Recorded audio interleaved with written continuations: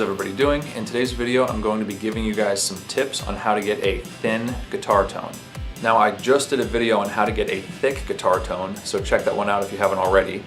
And it goes without saying that some of the tips I'm going to give in this video are going to be pretty much the opposite of what I did in the last video, starting with your pickups. Now, in the last video, I said that if you want to get a thick guitar tone, you should use humbuckers.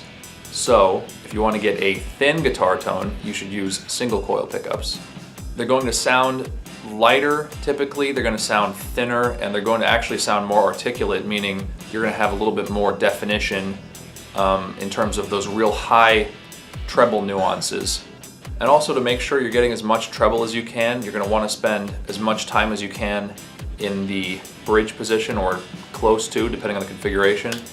Because the closer the pickup you're using is to the bridge, the tighter the rotation of the string, or the smaller the rotation, I should say, at that point, and therefore the string is going to be giving off more treble, which is going to sound thinner to that pickup.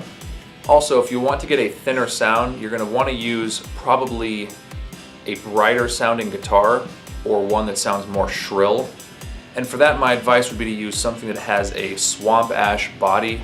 Now, swamp ash is a wood that still resonates very well, but it resonates with emphasis on higher frequencies, and therefore it will sound shriller or thinner depending on how much gain you're using. The reason I say shrill is because if you're using a lot of gain, it'll sound so bright that it can become shrill, but really it'll be a cleaner, brighter, and thinner sound than something like mahogany, which I said in the last video would give you a thicker sound.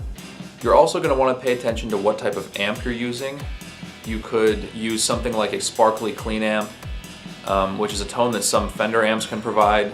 A lot of Marshall amps will give you a lot of mids and a lot of high frequencies as well, and they can be easily configured to what some would consider to be a thin tone, especially on the clean channels. And it's also down to how you configure it as far as the EQ goes. If you want to make it sound thinner, you can take away a little bit of the bass. That's kind of an artificial way of doing it. But really, you're probably better off with something like a Fender amp than a Marshall, because really Marshall amps have so much mids that they're not really what I would consider to be thin unless you were to tweak the EQ.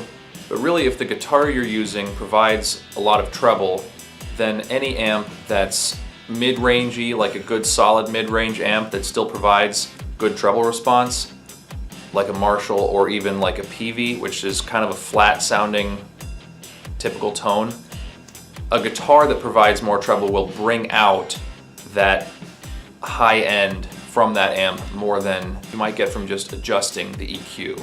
So those are just some tips on how to get a thin guitar tone.